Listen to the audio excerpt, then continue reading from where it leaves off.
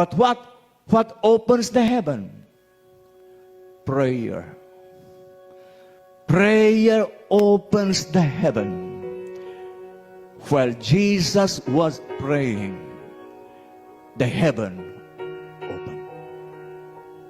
If you want an open heaven, pray.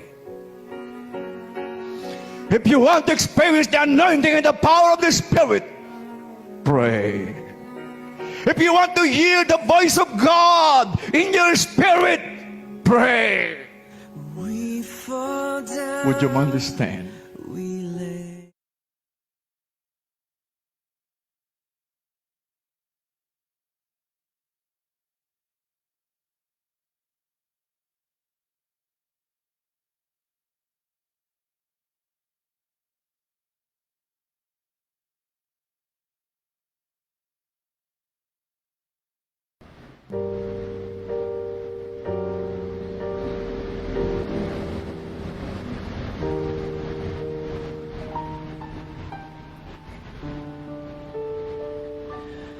Kung nag-iisa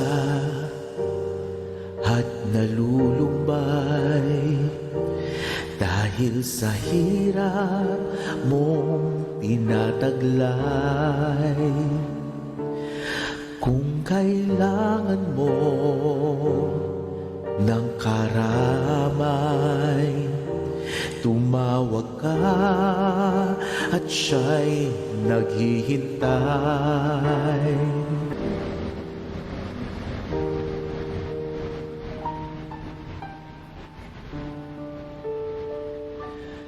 Kung nag-iisa at nalulumbay dahil sa hirap mong tinataglay. Kung kailangan mo ng karamay, tumawag ka at siya'y naghihintay. Siya ang iyong kailangan, sandigan, kaibigan mo. Siya ang araw mong lagi, ang karamay kong sawi. Siya ay si Jesus sa bawat sandali.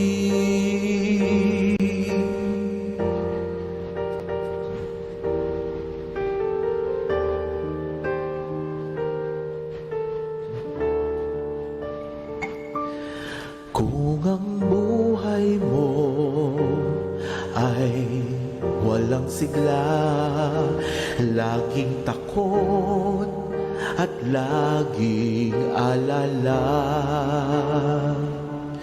tanging kay Jesus makakaasa, kaligtasa'y lubos na ligaya. Siya ang dapat tanggapin at kilanlin sa buhay mo. Siya noon, bukas, ngayon, sa dalangin ko'y tugon. Siya ay si Jesus sa bawat panahon. Kaya't ang lagi mong pakakatandaan, siya lang ang may pag-ibig na tunay, pag-ibig na tunay.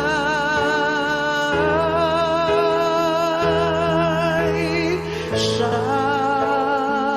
ang dapat tanggapin at kilanlin sa buhay mo. Siya noon, bukas, ngayon, sa dalangin ko'y tugon. Siya ay si Jesus, siya ay si Jesus, siya ay si Jesus. Sa habang panahon,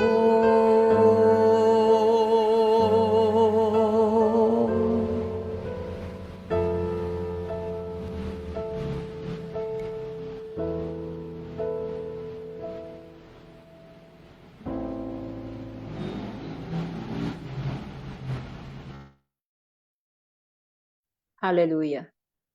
Maraming salamat po, Panginoon, sa gabing ito na muli ay dinako mo kami sa panalangin muli. At Lord, aming itinatalaga sa iyo ang gawain na ito. Maranasan namin ang iyong presensya, maranasan namin ang presensya ng banal ng Espiritu. Ikaw nga, O Diyos, ang aming kailangan. At muli, O Diyos, ang bawat gagawin namin magmula sa umpisa hanggang matapos itong prayer meeting na ito, Panginoon. Samahan niyo po kami, O God. Ihanda mo po ang puso ng bawat isa sa amin, Lord God, sa pakikinig ng banal mong salita, maging, O God, sa exhortation ng word. Lord, we bless you and we honor you. And thus we pray in Jesus' name. Amen. Magandang gabi po sa kanilang lahat. Ang ating mga kapatid na nasa FB live streaming, maging sa Zoom.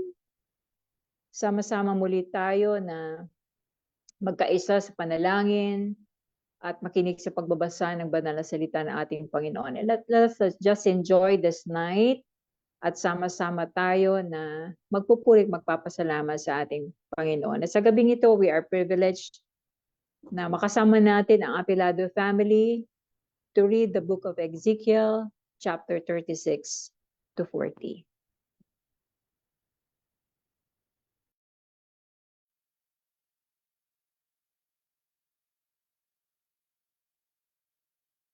Magandang araw po sa ating lahat. Our Bible reading is taken from the book of Ezekiel, chapter 36 to 40. Chapter 36. Son of man, prophesy to the mountains of Israel and say, O mountain of Israel, hear the word of the Lord. This is what the sovereign Lord says. The enemy said of you, Aha, the ancient heights have become our possessions. Therefore, prophesy and say, This is what the sovereign Lord says, because they ravaged and hunted you from every side, so that you become the possessions of the rest of the nations and the object of people malicious talk and slander.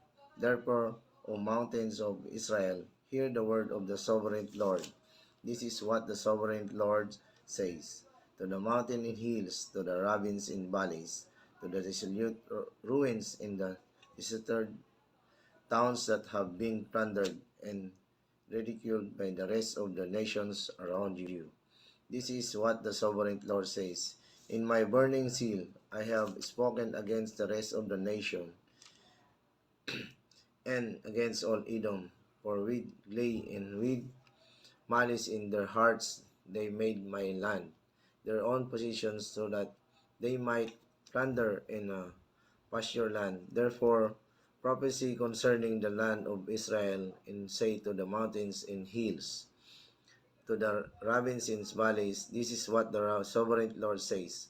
I speak in my jealous wrath, because you have suffered the scorn of the nations. Therefore, this is what the sovereign Lord says, I swear with an lifted hand that the nations around you will also suffer a scorn.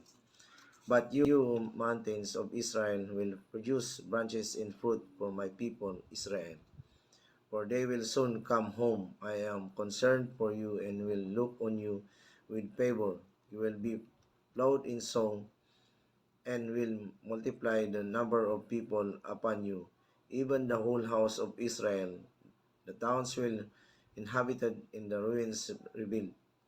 I will increase the number of men and animals upon you, and they will be fruitful and become numerous. I will settle people on you as in the past, will make you prosper more than before. Then you will know that I am the Lord.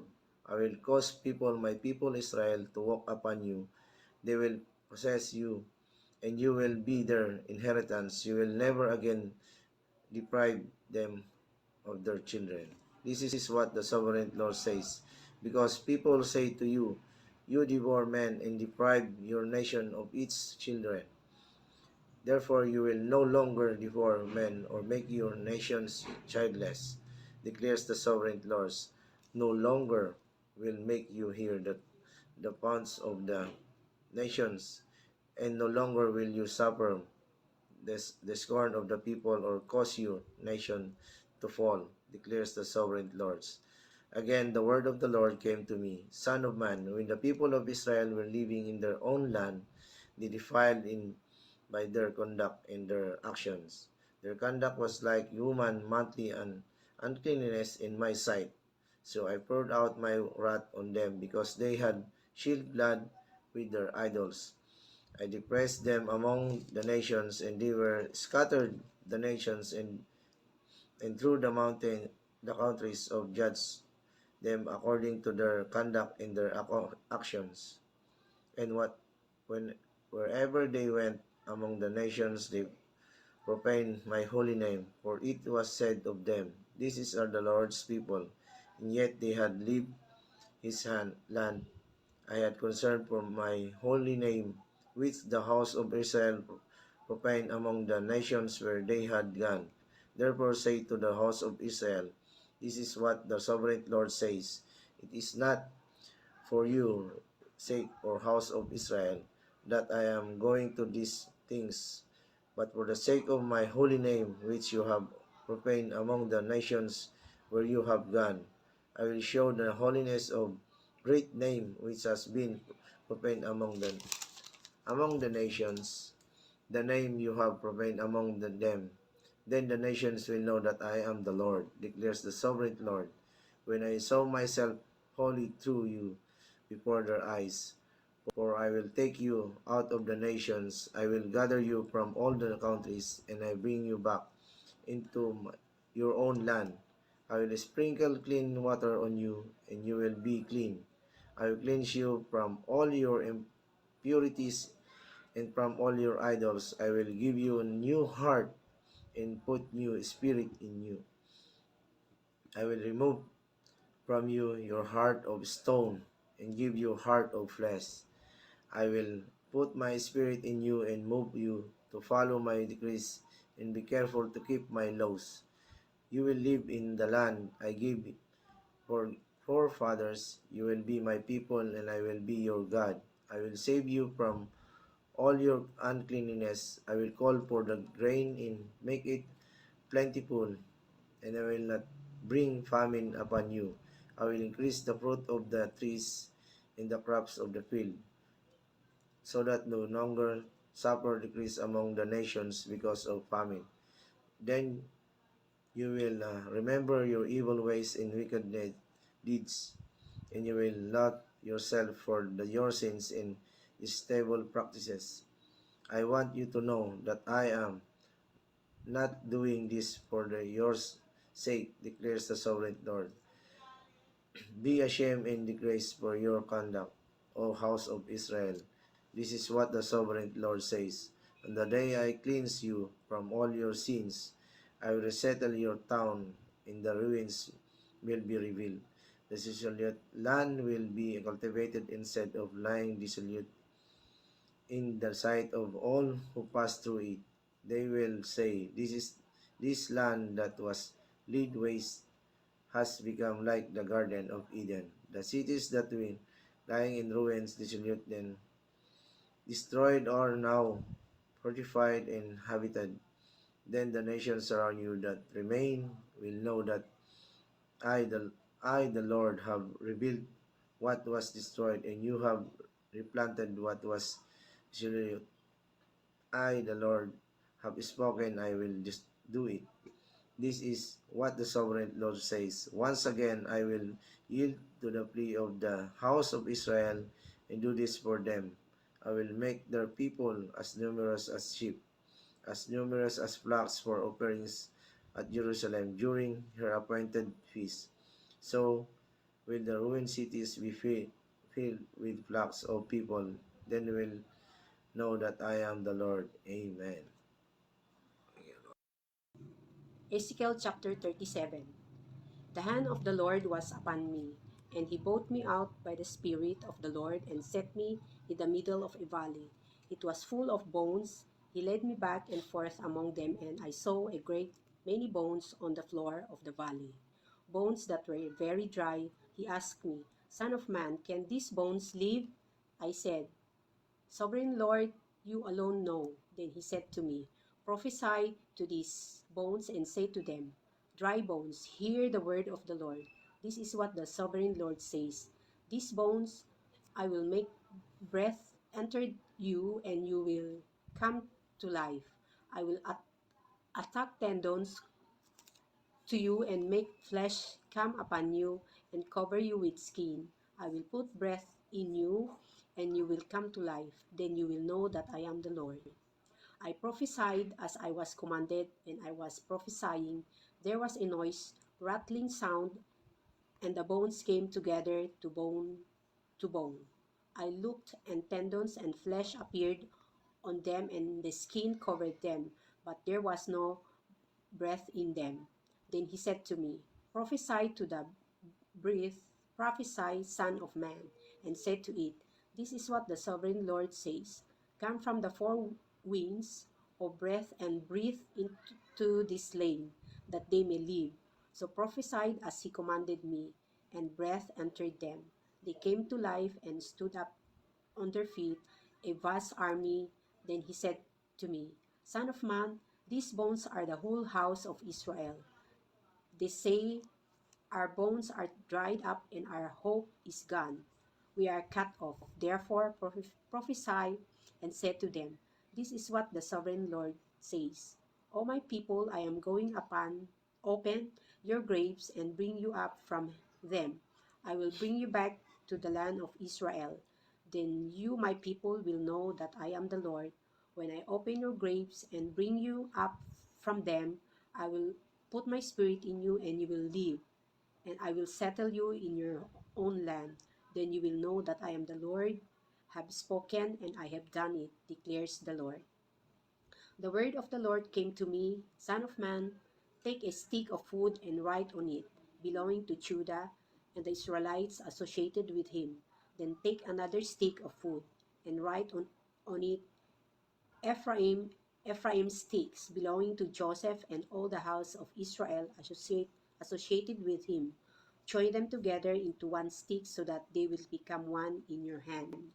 Then your countrymen ask you, won't you tell us what you mean by this?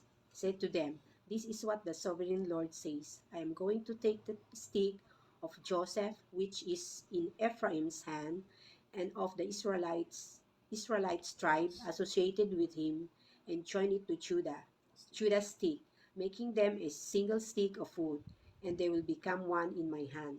Hold before their eyes the stick you have written on, and say to them, this is what the sovereign Lord says. I will take the Israelites out of the nations where they have gone. I will gather them from all around and bring them back into their own land. I will make them one nation in the land. On the mountain of Israel, there will be one king over all of them, and they will never again be two nations or divided into two kingdoms. They will no longer defile themselves with their idols and vile images or with any of their offenses, for I will save them from all their sinful backsliding, and I will cleanse them. They will be my people, and I will be their God. My servant David will be king over them, and they will all have one shepherd. They will follow my laws and be careful to keep my decrees. They will live in the land I have to my servants Jacob's, the land where your fathers live. They and their children and their children's children will live there forever, and David my servant be their prince forever. I will make a covenant of peace with them. It will be an everlasting covenant. I will establish them and increase their numbers, and I will put my sanctuary among them forever. My dwelling place will be with them. I will be their God, and they will be my people. Then the nations will know that I am the Lord. Make Israel holy when my sanctuary among them forever. Ezekiel chapter 38. The The word word of of the the Lord Lord came came to to me, me, Son of man, set set your your face face against against Gog, Gog of of the the land land of of Magog, Magog, the chief prince of Meshech and Tobal. Prophesy against him and say, this is what the sovereign Lord says. I I am am against against you, you, O O Gog, Gog, chief chief of prince prince of of Meshech Melchizedek and and Tobal. Tubal. I I will will turn turn you you around, around, put put hooks loops in into your your jaws, jaws, and and bring bring you you out out with your your whole whole army, army. your horses, your horsemen, fully armed, in a great horde with the large and small shields, all of them brandishing their swords. Persia, Cos, and Put will be with them, all with shields and helmets, also Gomer with all its troops, and Bet Togarma from the far north with all its troops. The many nations with you. Get ready, Ready? be prepared, and you All and all the hordes gathered about you, and take command of them. After many days you will be called to arms.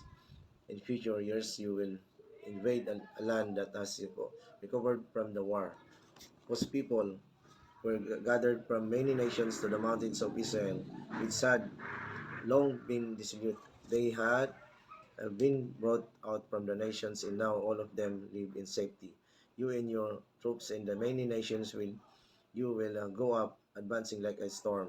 You will be like a cloud covering the land. This is what the Lord says. On the day thoughts will come into your mind, and you will devise an evil scheme. You will say, I will invade a land of in walled villages. I will attack a peaceful and unsuspecting people, all of them living without walls and without gates and bars. I will plunder in Lot and turn my hand against the rest, resettled ruins in the people gathered from the nations, rich in livestock and goods.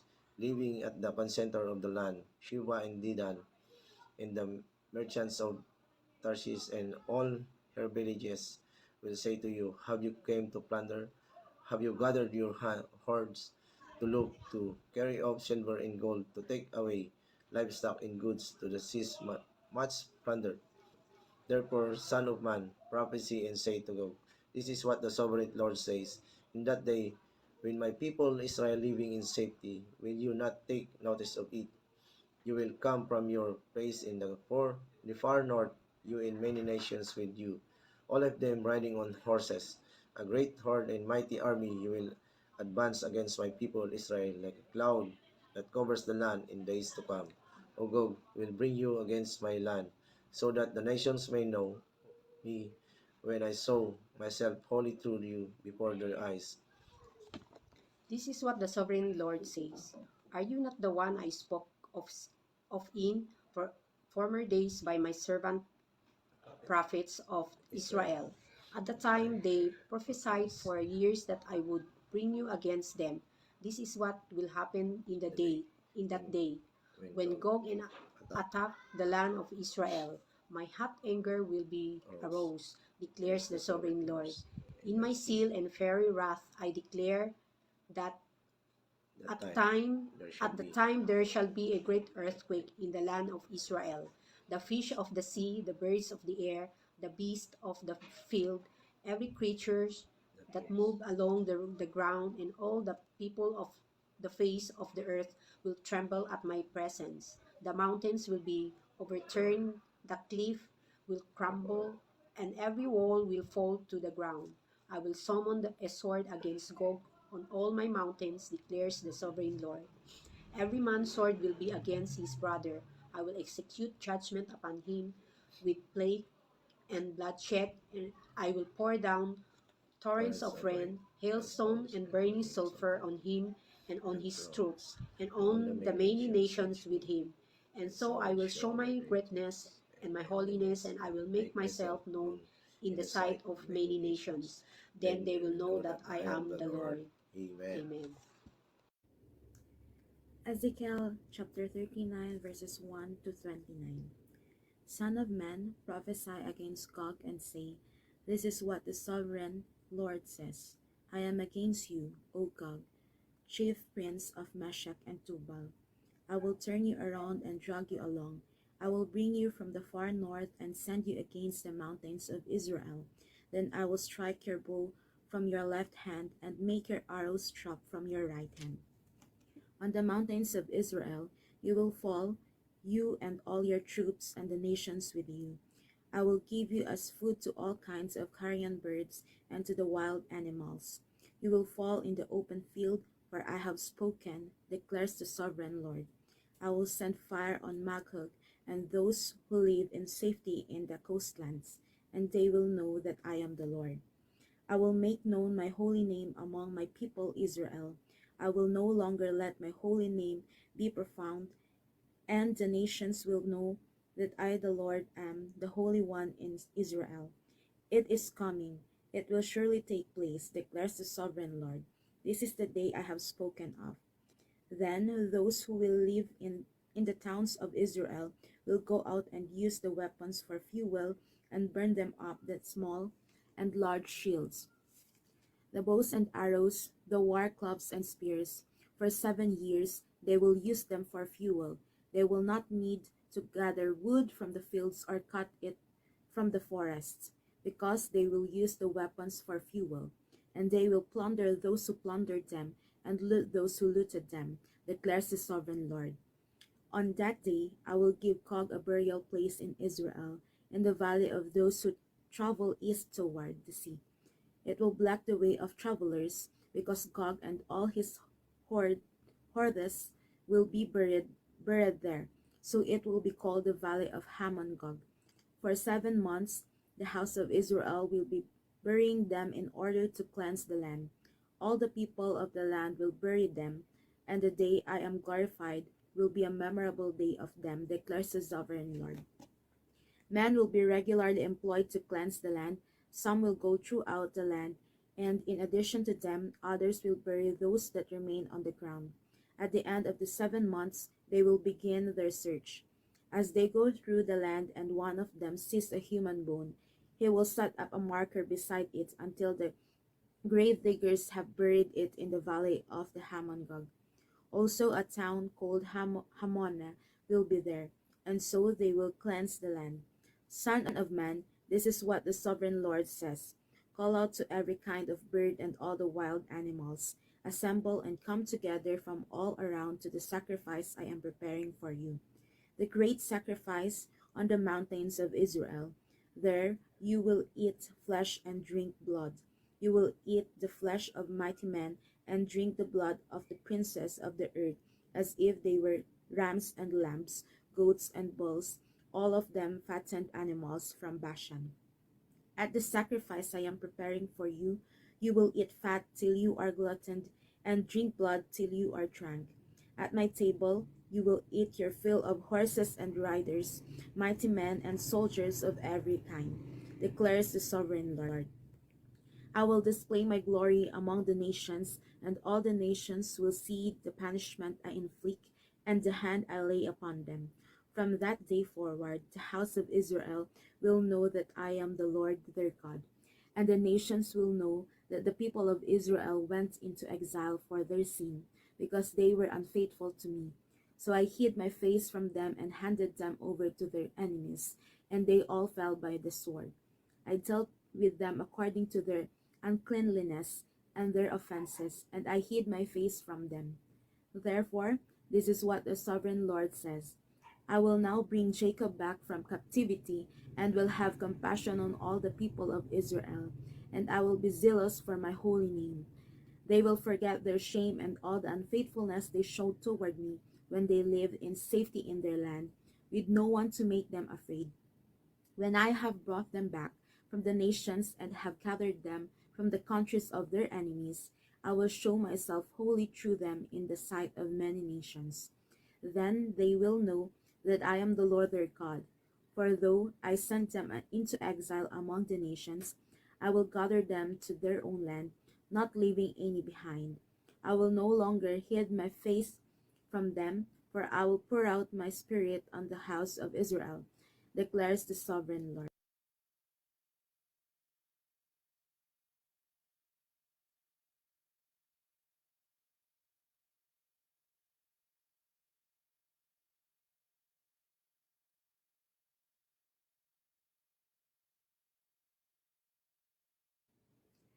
Ezekiel chapter 40, verses 1 to 49. In the 25th year of our exile, at the beginning of the year, on the 10th of the month, in the 14th year after the fall of the city, on that very day, the hand of the Lord was upon me, and he took me there. In visions of God, he took me to the land of Israel and set me on a very high mountain, on whose south side were some buildings that looked like a city. He took me there, and I saw a man whose appearance was like bronze. He was standing in the gateway with a linen cord and a measuring rod in his hand. The man said to me, Son of man, look with your eyes and hear with your ears, and pay attention to everything I am going to show you. For that is why you have been brought here. Tell the house of Israel everything you see. I saw a wall completely surrounding the temple area. The length of the measuring rod in the man's hand was 6 long cubits, each of which was a cubit, and the handbreadth. He measured the wall. It was 1 measuring rod thick and 1 rod high. Then he went to the gate facing east. He climbed its steps and measured the threshold of the gate. It was 1 rod deep. The alcoves for the guards were 1 rod long and 1 rod wide, and the projecting walls between the alcoves were 5 cubits thick, and the threshold of the gate next to the portico facing the temple was 1 rod deep. Then he measured the portico of the gateway. It was 8 cubits deep, and its jumps were 2 cubits thick. The portico of the gateway faced the temple. Inside the east gate there were 3 alcoves on each side. The three had the same measurements, and the faces of the projecting walls on each side had the same measurements. Then he measured the width of the entrance of the gateway. It was 10 cubits, and its length was 13 cubits. In front of each alcove was a wall 1 cubit high, and the alcoves were 6 cubits square. Then he measured the gateway from the top of the rear wall of one alcove to the top of the opposite one. The distance was 25 cubits from one parapet opening to the opposite one. He measured along the faces of the projecting walls all around the inside of the gateway, 60 cubits. The measurement was up to the portico facing the courtyard. The distance from the entrance of the gateway to the far end of its portico was 50 cubits. The alcoves and the projecting walls inside the gateway was surmounted by narrow parapet opening all around. As was the portico, the openings all around faced inward. The faces of the projecting walls were decorated with palm trees. Then he brought me into the outer court. There I was some rooms and a pavement that had been constructed all around the court. There were 30 rooms along the pavement. It abutted the sides of the gateways and was as wide as they were long. This was the lower pavement. Then he measured the distance from the inside of the lower gateway to the outside of the inner court. It was 100 cubits on the east side as well as on the north. Then he measured the length and width of the gate facing north, leading into the outer court.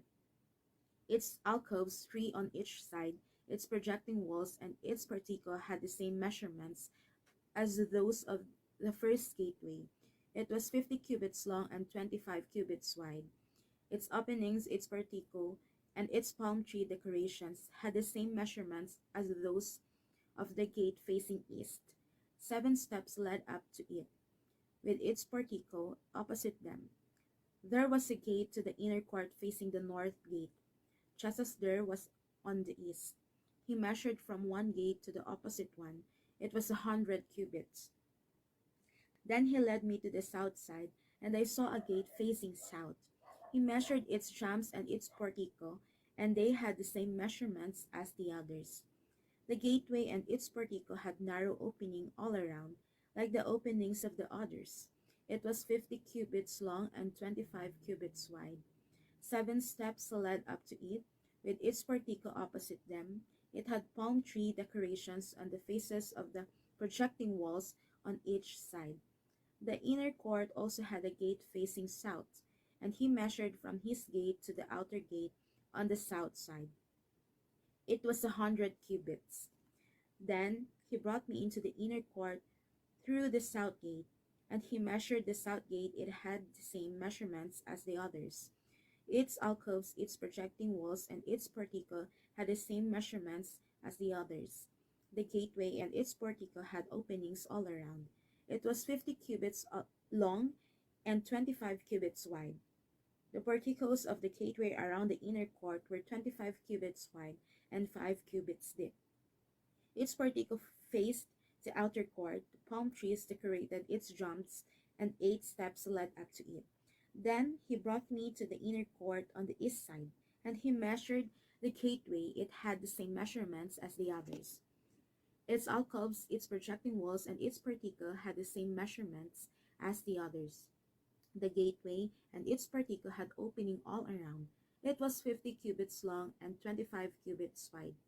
Its portico faced the outer court. Palm trees decorated the jambs on either side, and 8 steps led up to it. Then he brought me to the north gate and measured it.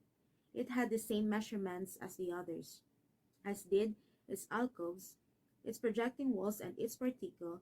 It had opening all around. It was 50 cubits long and 25 cubits wide.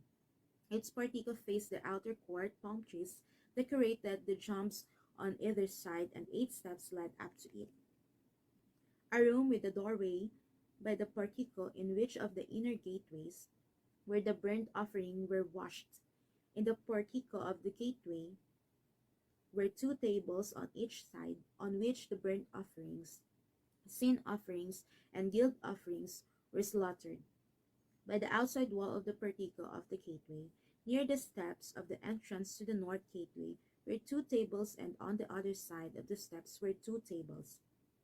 So there were 4 tables on one side of the gateway, and 4 on the other, 8 tables in all, on which the sacrifices were slaughtered.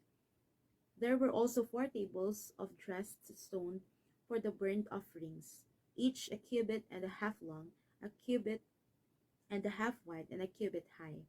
On them were placed the utensils for slaughtering the burnt offering and the other sacrifices, and double-pronged hooks, each a handbreadth long, were attached to the wall all around.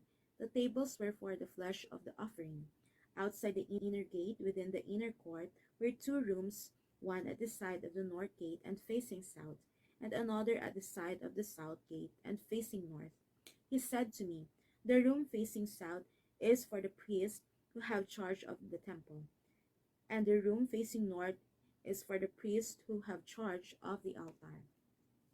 These are the sons of Zadok, who are the only Levites who may draw near to the Lord to minister before him." Then he measured the court. It was a square, 100 cubits long and 100 cubits wide, and the altar was in front of them. He brought me to the portico of the temple and measured the jumps of the portico. They were 5 cubits wide on either side. The width of the entrance was 14 cubits, and its projecting walls were 3 cubits wide on either side. The portico was 20 cubits wide and 12 cubits from front to back. It was reached by a flight of stairs, and there were pillars on each side of the jumps. Bless the reading of the word of the Lord. Amen. Amen. Thank you very much for the Aplado family for sharing their time to read the word of the Lord. We speak blessing upon your family in the name of Jesus. And sa gabing ito, we are so privileged to hear the word through his passionate servant from our daughter church, the All Gospel Church in Bangal, La Union, one of our granddaughter church. And we are so privileged to hear from Pastora April Lynn Day Puyard.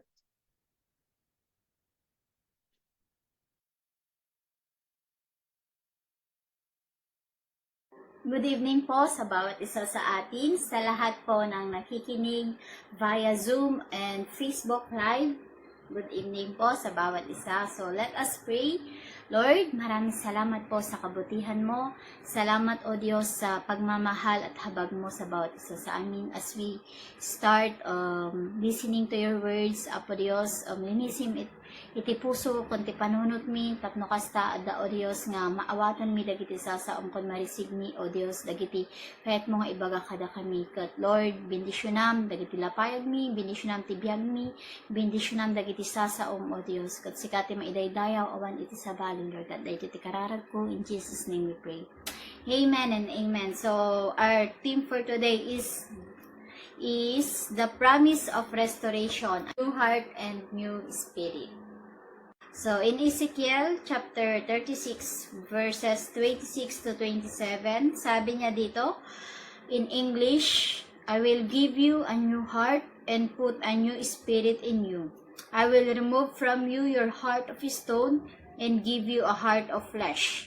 And I will put my spirit in you and move you to follow my decrees and careful to keep my laws." In Tagalog po, bibigyan ko kayo ng bagong puso at bagong espiritu. Ang masuwayin ninyong puso ay gagawin kong pusong masunurin.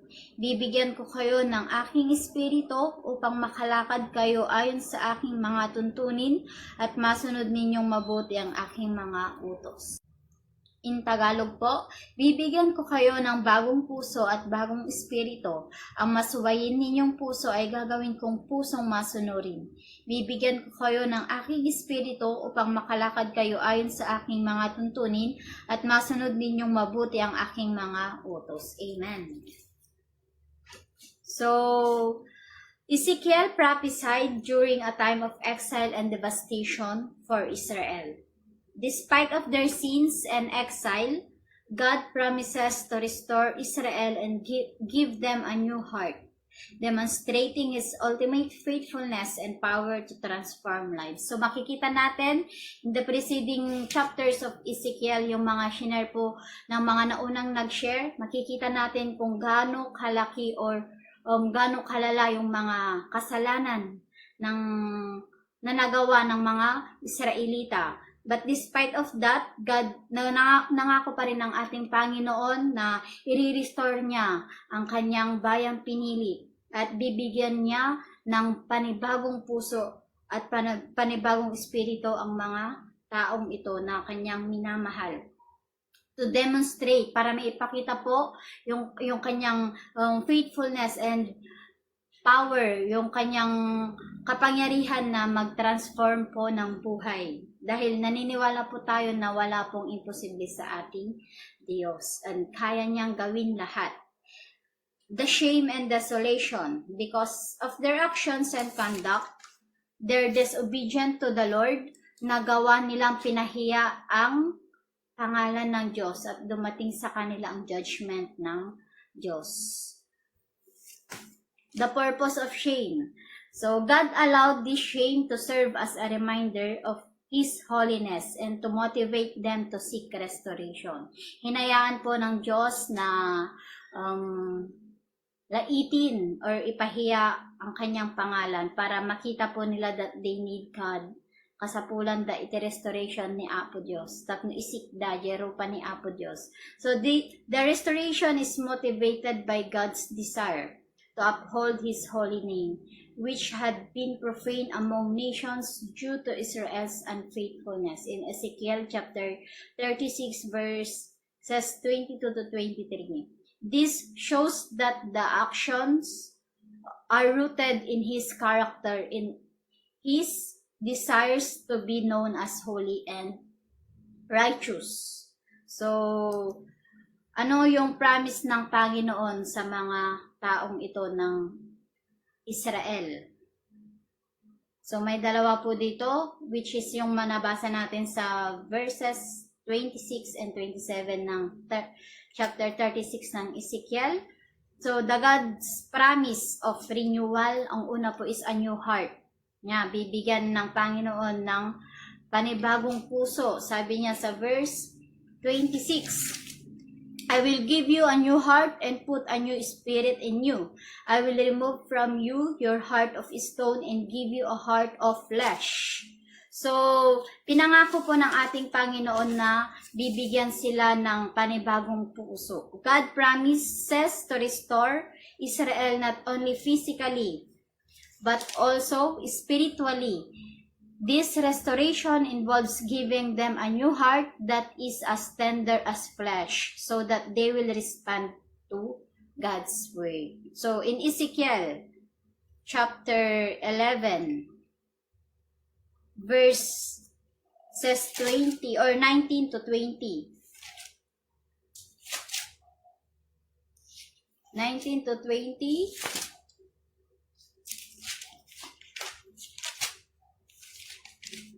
Sabi niya po dito, 19 to 20, I will give them an undivided heart and put a new spirit in them. I will remove from them their heart of stone and give them a heart of flesh. Then they will follow my decrees and be careful to keep my laws. They will be my people and I will be their God. Amen. So, ang Panginoong Diyos ay handang magbigay sa kanila ng panibagong puso. Hindi po siya puso lang na basta-basta, ngunit panibagong puso. At ang alam naman natin na ang Diyos lang ang makakapagbigay niyan. He will remove their heart of stone. Ibig sabihin yung matigas nilang puso. Ano yung mga ito? The hardness, the rebellion, and insensitivity, and replace it a heart of flesh, maawaing puso, which is responsive and obedient to His will, para masunod nila ang kalooban ng ating Panginoong Diyos. This inner transformation is essential for true restoration. So, ano nga ba yung prayer ni King David?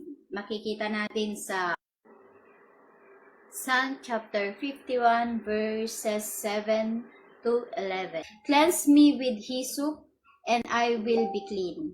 Wash me, and I will be whiter than snow. Let me hear joy and gladness. Let the bones you have crushed rejoice. Hide your face from my sins, and blot out all my iniquity. Create in me a pure heart, O God, and renew a steadfast spirit within me. Do not cast me from your presence, and take your Holy Spirit from me. Yan, that is the prayer of King David. Nawa ay maging prayer po din po natin ito sa ating mga buhay, sa ating devotion sa ating Panginoon. Yan, magpalinis tayo sa ating Diyos, nabigyan tayo ng isang panibagong puso. Tanggalin yung mga balakid, yung mga kasalanan dito sa ating mga puso. And yung pangalawa po is a new spirit in verse 27 ng Ezekiel. And I will put my spirit in you and move you to follow my decrees and careful to keep my laws. So, apart from the indwelling of the Holy Spirit, it is essential for a person to have a true life and to follow God's ways. Yan. Kapag wala po ang banal na espiritu or ang espiritu ng ating Diyos sa ating buhay, napaka-imposible po na magawa natin ang mga bagay-bagay na pinapagawa ng Diyos.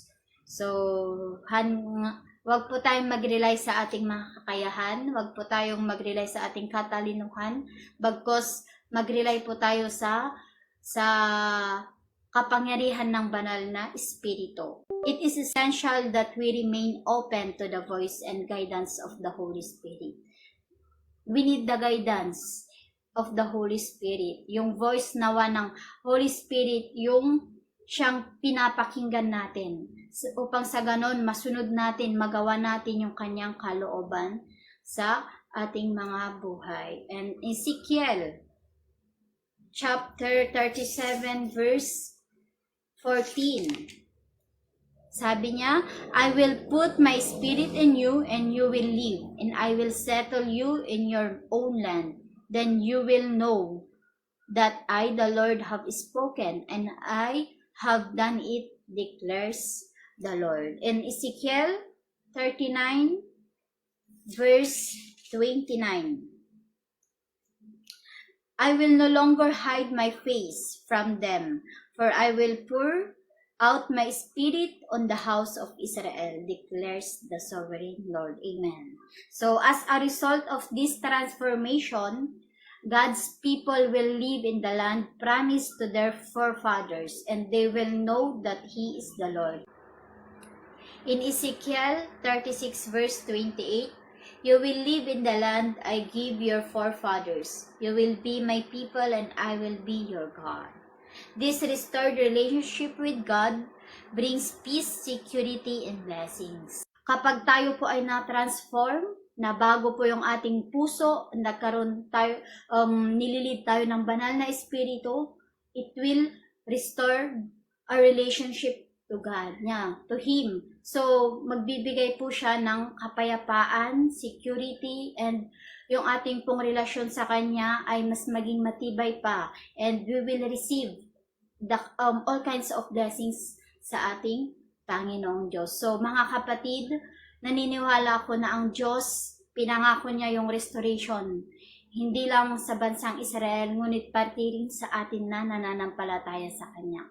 And tonight, nawa ay i-open natin ang ating mga puso na naniniwala ako na ang Diyos ay handang tulungan ang bawat isa sa atin. Allow Him to remove any hardness or rebellion and replace it with a heart that is responsive and obedient to His word. So, naniniwala ako mga kapatid na ang Diyos hindi po bingi, hindi po sinungaling, hindi po siya mahirap na kausapin.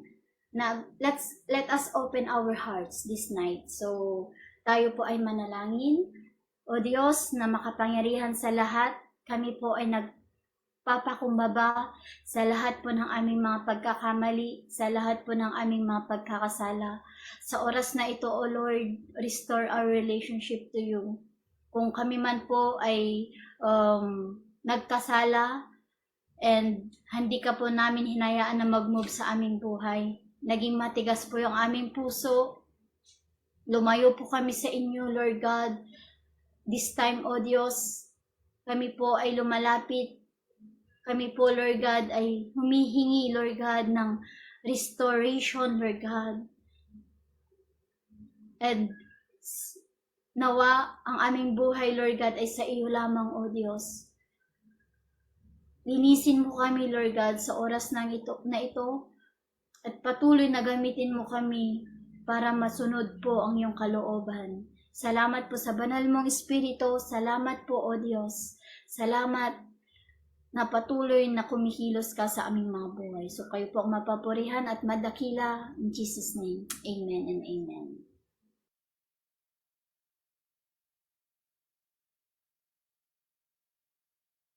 Amen.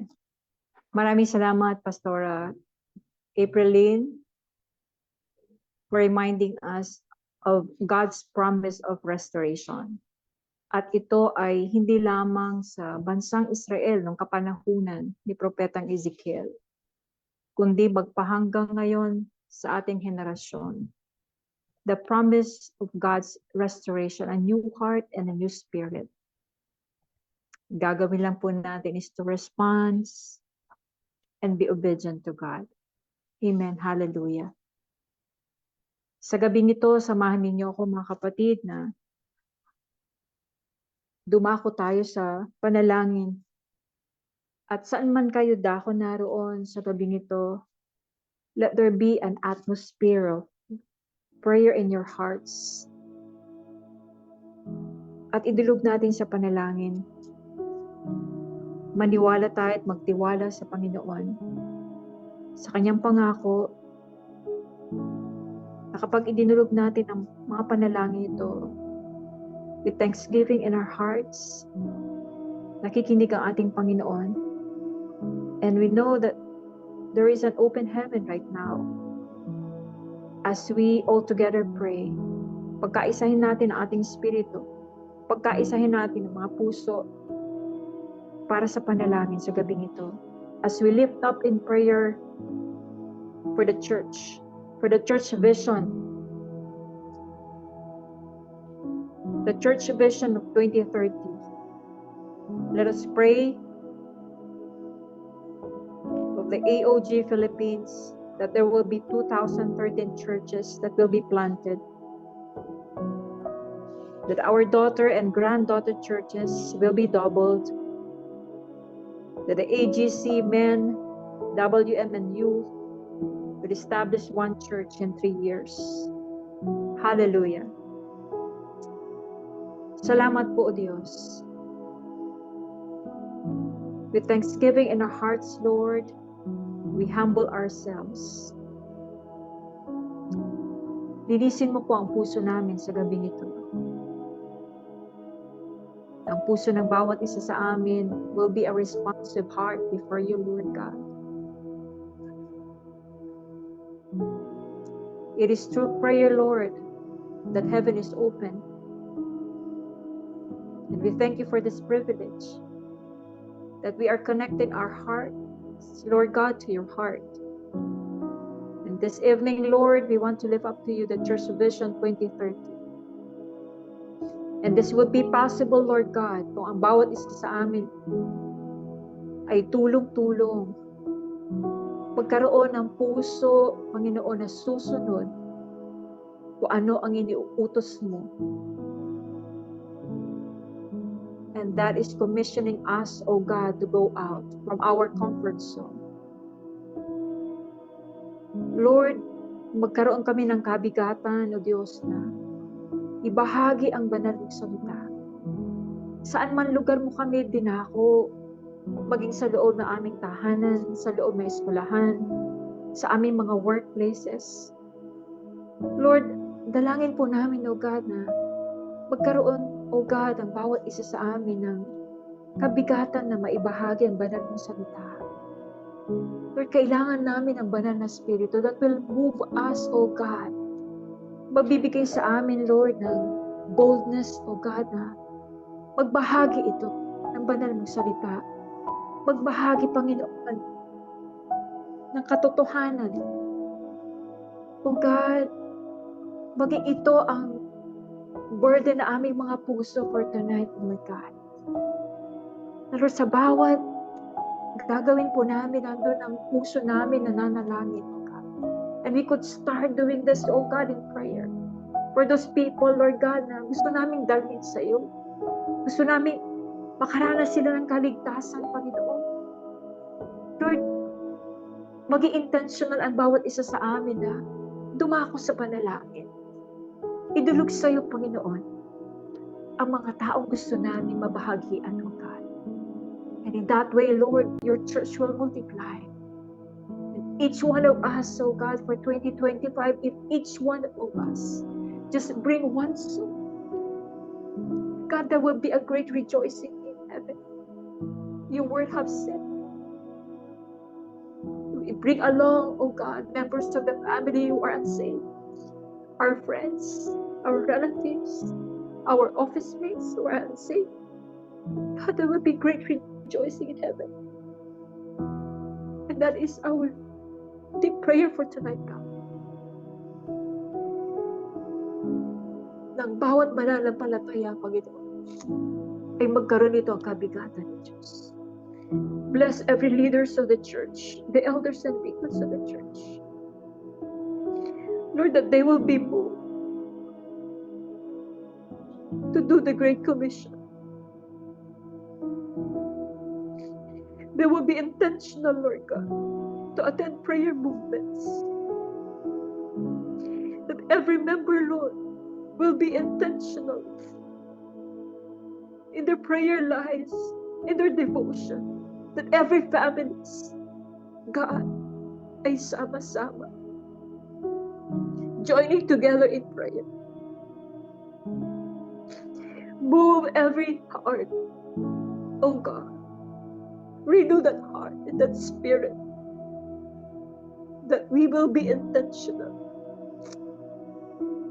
in our prayer lives, Lord God. And we need the power of your Holy Spirit to fill us, oh God, and move our hearts to always pray. Thank you, Lord God. Thank you, Jesus. Bless your church. Bless our pastors. I will lift up to you, Panginoon, even our pastor, Pastor Lumahan and the family, the elders and deacons, our ministry leaders, our granddaughter and granddaughter churches. God,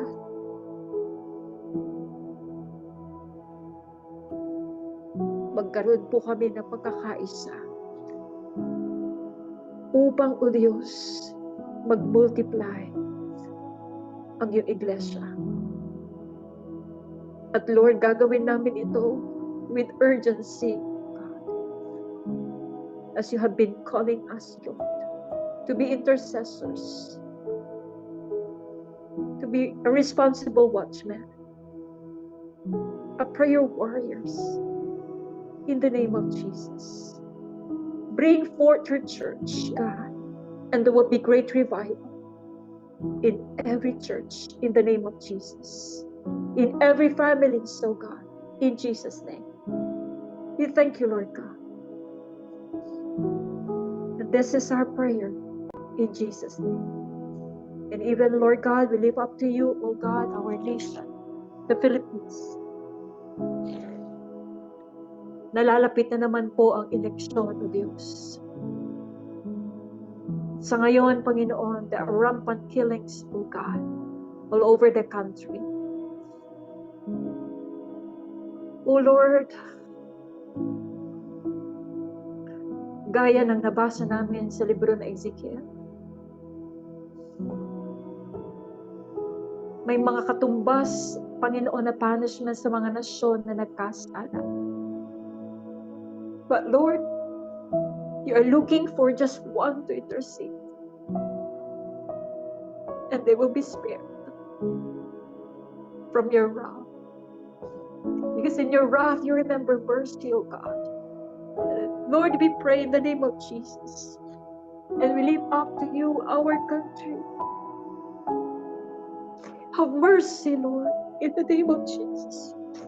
Bring forth, O God, revival in the office of the President, office of the Vice President, office of the Senate and the Congress, O God, down to the governors and mayor's office and even to the barangay. O God, establish leaders that fears you most. Bring forth leaders, O God, in this country that will love your word in the name of Jesus. Maraming salamat po, Panginoon, because we believe that it's only your righteousness, O God, that will exalt this nation. And Lord, we pray for a peaceful election on May. We pray, O God, that every Filipino, especially the believers, that they will pray hard for leaders, O God, to be established in this nation. That we will vote, O God, wisely. That we will vote, Panginoon, na may katuwiran mo, O Diyos. Lord, salamat po, Panginoon. We live up to you, our country, the Philippines, in the name of Jesus. And Lord, we also want to lift up in prayer, Panginoon, ang mga personal prayer request ng aming mga kapatid. Among apo digiti, isang sangit iti puso da, Lord God. Nadarama mo, Panginoon, ang kanilang iniiyak sa iyo. Lord, dalangin ko sa gabing ito.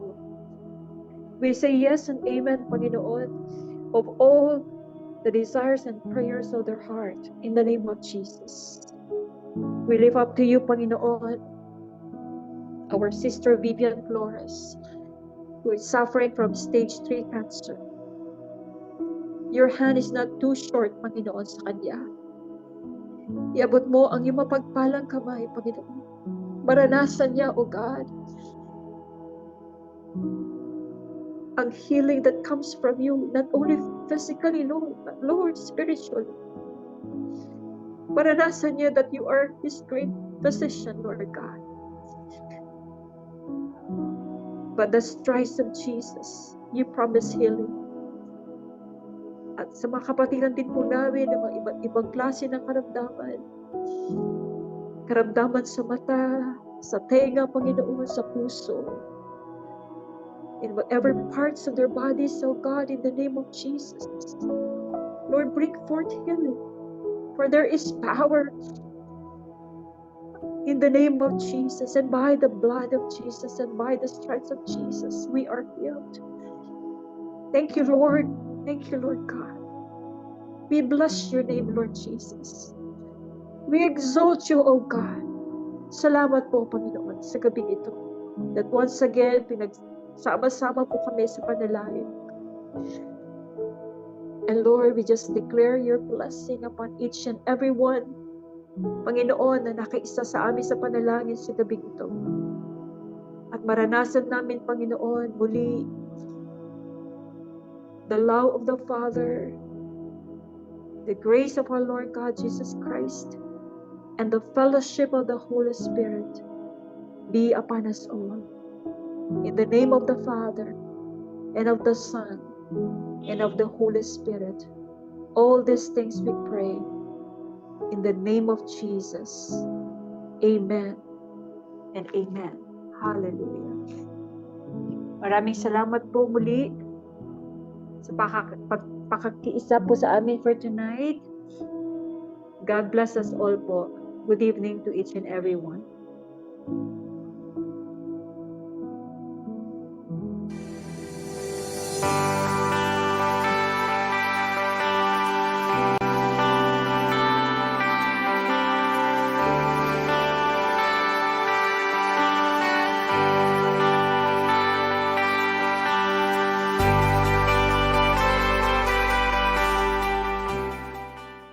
But what opens the heaven?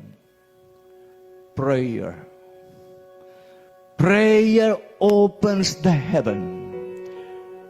While Jesus was praying, the heaven opened. If you want an open heaven, pray. If you want to experience the anointing and the power of the Spirit, pray. If you want to hear the voice of God in your spirit, pray. Would you mind to stand?